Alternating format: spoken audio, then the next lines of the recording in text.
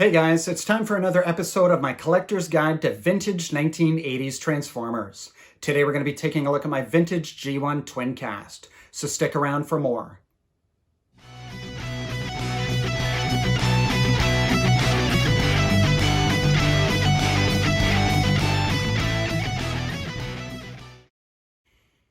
What's happening, everyone? Em here from Transformers and Video Games, and welcome back to the channel. Today we're going to be traveling back in time to 1987 to take a look at my G1 Twincast. For anyone who isn't familiar with the character or the figure, that's completely understandable because Twincast never appeared in the Sunbow G1 Transformers television show, and the figure didn't receive a worldwide release. The character appeared in the Japanese Headmaster series, and the figure was a Japanese exclusive. The origins of the character come from the Headmaster series. Blaster and Soundwave ended up having a fight to the death. The Cassetticons gathered up all their parts from the battlefield and rebuilt Blaster into Twincast and Soundwave into Sound Blaster. Now that we have that little bit of history out of the way, let's get on with the review. First, we'll start off by taking a look at the box. As always, I'm a huge fan of vintage Transformers packaging, and G1 Twincast is no exception. The character ID number C116 can be seen on the upper right corner of the box. Now, for anyone not familiar with Japanese Transformers, C stands for Cybertrons, who are the Autobots, and D stands for Destrons, who are the Decepticons. One small criticism that I have as far as the box layout is concerned is that despite having ample box space in the upper left corner, they decided to include a display window just large enough to show Steeljaw's head and his front legs. Perhaps there's a good reason for this, but I just think it was a bit of a missed opportunity to really showcase the full figure in the package. With beautiful artwork taking up the entire right side of the box, it's completely understandable why we would only see the left side of Twincast in his alt mode inside the packaging. As I mentioned in my intro, the character of Twincast was rebuilt from G1 Blaster in episode number 4 of the Headmaster series titled The Autobot Cassette Operation. So I'm assuming that most people already know that the figure is a slight retool and repaint of G1 Blaster. Having said that, it was really nice to see that they actually created original box art for Twincast and didn't just recolor the artwork that they used for G1 Blaster back in 1985. Here's a look at the top side of the box where we see the usual simplified transformation sequence found on most G1 packaging. In this case, they show a total of 4 steps to get Twincast from his boombox mode into his robot mode. Now we'll flip it around and take a look at the back side of the box, where we see an awesome looking battle scene between the Headmasters, Target Masters, and the Monster Bots. There were a number of different battle scenes on the back side of G1 packaging over the years. Leave me a comment in the comment section and let me know which one was your favorite. If you aren't familiar with this particular picture, Fortress Maximus is fighting Scorponok, but what's really unfortunate is the fact that the entire bottom third of the artwork is covered up by the tech specs for Twincast and Steeljaw. You can't even see Scorponok because of it. I'd highly recommend doing a quick Google search for this picture to see how cool it looks in its entirety. Speaking of the tech specs, here's a look at the bio and the tech specs for Twincast and for Steeljaw.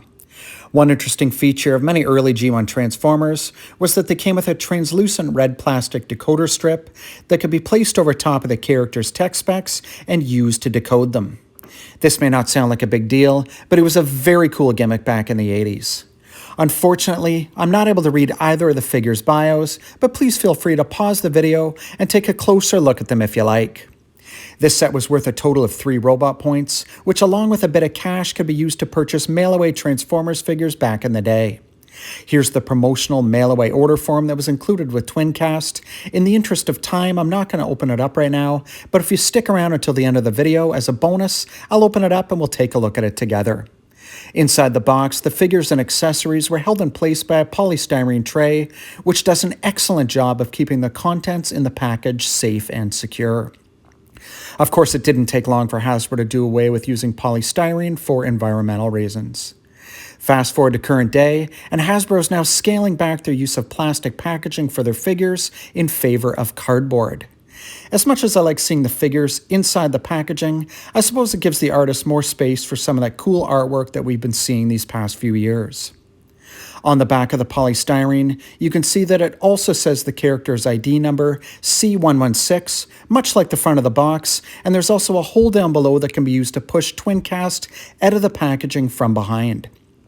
Anyone who had G1 Optimus Prime back in the day may remember that they'd done exactly the same thing to help people remove the cab and the trailer from the packaging, but in the case of Prime, they actually included a small instruction sheet which you can see in the screenshot below. How's that for a little trip down memory lane? For better or worse, Twincast comes with an instruction sheet that's similar to what we see for most modern retail Transformers. In this case, the instructions are printed in 3 main colors, which are black, white, and red. For each step of the transformation, Takara makes it pretty easy to understand what's happening by using a lighter shade of red to highlight the moving parts and a darker shade of red for any arrows representing directional movement. In this case, the instructions are very effective, but it is G1, so I'm pretty sure that most people could figure it out with poor instructions or with no instructions at all. Steeljaw comes slightly mistransformed right out of the box. In order to complete the transformation into his lion mode, pull the hindquarters of the figure back and flip the tail into position. Now the legs and feet aren't technically incorrect. It actually looks like the figure's pouncing, much like it's doing on the box art, but I'm just going to go ahead and adjust both sets of legs and feet for a little bit more of a natural pose.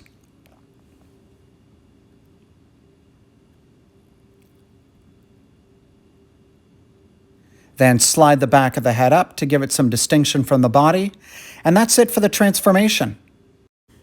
Back in G1, many figures came with a heat-activated rub sign. Let's see if we can activate this one on camera after all these years. Okay, here we go. I got it to change from its neutral black color to a dark green. Despite the fact that they were super cool, the rub signs had a practical purpose as well. They were an early form of anti-piracy, designed to help distinguish authentic figures from the many knockoffs that were also appearing on the market around the same time. Steeljaw comes with 2 beautiful chrome accessories that plug into the left and right sides of the figure's hindquarters. I think that they look great and add some much-needed bulk to what would otherwise be a fairly two-dimensional figure. One little collector's tip is to make sure you wash your hands before you handle the chrome accessories, and to wipe them down with a clean cloth when you're finished with them. The natural oil from our hands will cause the chrome finish on the accessories to degrade over time, so be sure to handle them with care if you want the chrome to look shiny and new for years to come. Despite the simplicity and engineering limitations of the figure, I think what really sells the animal mode here are the molded details of the fur on the lion's mane and the shape of its head, and obviously the color of the figure itself. In order to transform Steeljaw from his lion mode into his microcassette mode, the first thing you're obviously going to want to do is remove the accessories. Then tuck the front and back legs into the underside of the figure. Now, as you can see, the legs on mine are a little bit stiff, so it makes it a bit fiddly to transform on camera, but I'd take that over a figure that's floppy and loose any day of the week. Next, straighten the lion's mane so that it lines up with the top of the cassette. Push the head in. Flip the tail around and collapse the hindquarters into the cassette, and that's it for the transformation. Side A of the microcassette mode has all the cassette sticker details. If I'm being honest, it looks a little bit messy in alt mode, probably because of what I'm assuming is fur detail on the left side of the cassette. Side B is even less effective since there are no sticker details aside from the rub sign. To me, side B looks like a robotic animal that's simply been folded into a rectangle. Having said that, the cassette mode does have a certain charm to it, but I personally think that the lion mode is by far the stronger of the 2 modes. Here's a little plastic clamshell for holding Steeljaw in his cassette mode. These came with most cassettes back in the day, so it was a nice thing to be included here. As you could see, the figure fits perfectly inside, and it's a great way to display the figure on a bookshelf to keep it dust-free and to give it a little bit of extra width so that it won't fall over as easily as it would without it. Here's a comparison between the regular version of Steeljaw on the left that was sold as a 2-pack with fellow Autobot Rewind and the Twincast version on the right. A dead giveaway for the Twincast version is the sticker in the upper right corner, which is supposed to be Scorponok. Now apparently Scorponok's weak points will actually be revealed on the sticker when you insert the cassette into Twincast, but we'll take a look at that shortly. Looking at the back side of the cassettes, you can see that the Twincast version uses a much lighter shade of yellow plastic on his thighs and his feet, and both of them have the rub sign in exactly the same place. Looking at the top side, you can see that the tail for the Twincast version also uses a much lighter shade of yellow plastic, and the same color difference can also be seen on the bottom of the cassettes as well. One key difference between G1 Twincast and G1 Blaster is the fact that the Twincast mold has been modified to be able to hold 2 cassettes instead of just 1. Let's go ahead and check that out for ourselves. First, we'll just hit the eject button.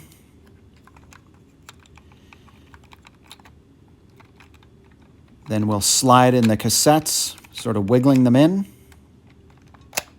Close the door. And as you can see, 2 cassettes fit inside just fine, which is actually pretty cool. It's difficult to tell on camera, but the red translucent plastic does in fact decode Scorponok's sticker on the cassette, revealing Scorponok's weaknesses. Here's a close-up of Twincast in his stereo mode.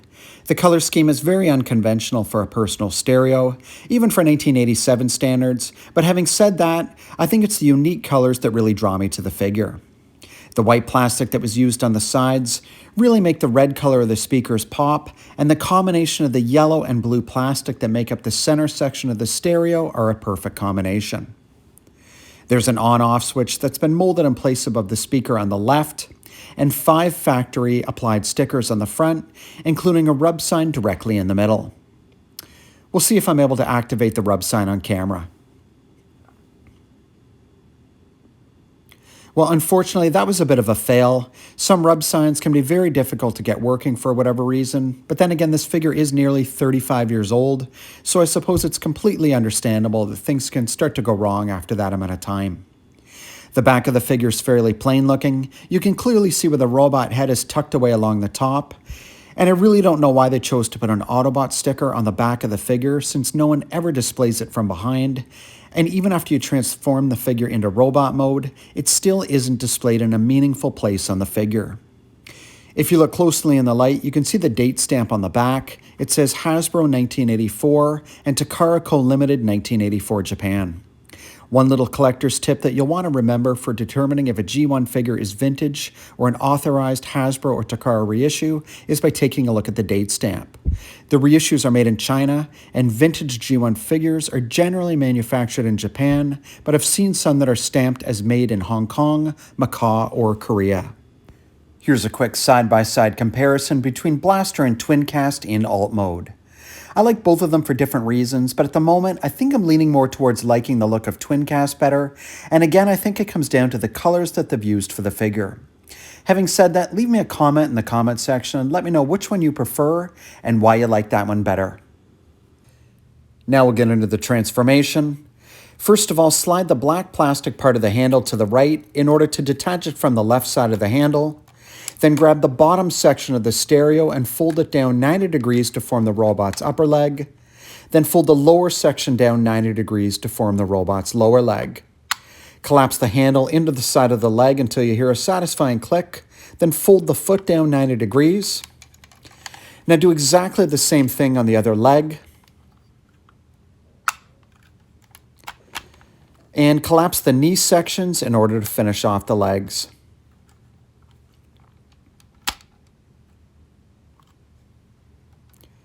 Next, rotate the arms around at the shoulder 90 degrees. Then pull the forearms down.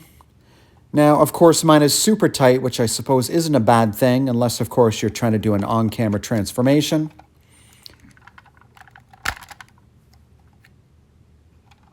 Next, slide the fist down. Then do the same thing for the other arm. Now don't forget to collapse the shoulder section in so that you don't have that ugly metal connection piece showing.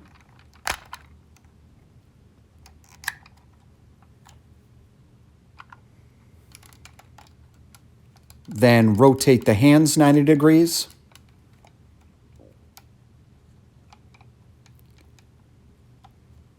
Flip the head up 90 degrees, and then rotate the head 180 degrees so it's facing the front. And that's it for the transformation. Now we'll get into the articulation. The head will rotate a full 180 degrees. And he can move his head back 90 degrees due to transformation. The arms will rotate 180 degrees at the shoulder joint.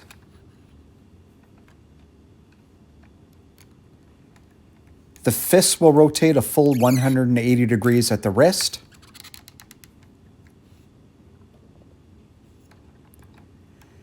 And the wrist movement will actually allow the figure to hold his blaster gangster style, if you like the way that looks.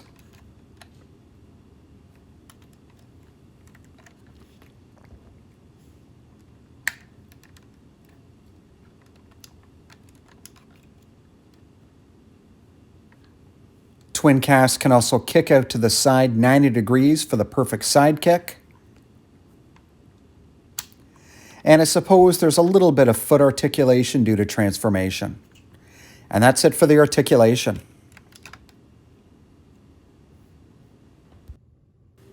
Here are Blaster and Twincast accessories. Obviously, there's no risk of mixing the two of them up since Twincast is red and Blaster's is black. I do find that due to the lighter red color, it's understandably easier to see the molded details on the one that comes with Twincast. Here are the two figures in robot mode side by side. They're pretty tall, so I had to move the camera back a fair distance just to fit them both in my shot. And here they are with their accessories in hand. Let's take a quick look at the back view of both figures. One thing that I will say about it is that they are fairly clean. There's absolutely no kibble from the alt mode hanging off of either of them, which is good, but expected due to the simplicity of the design.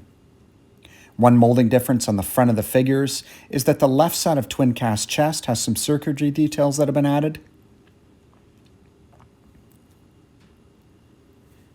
Blaster has an Autobot symbol in the same place, but as you can clearly see, there's no identical circuitry details on Blaster's chest. Here's a different angle to show you the enlarged chest cavity for Twincast.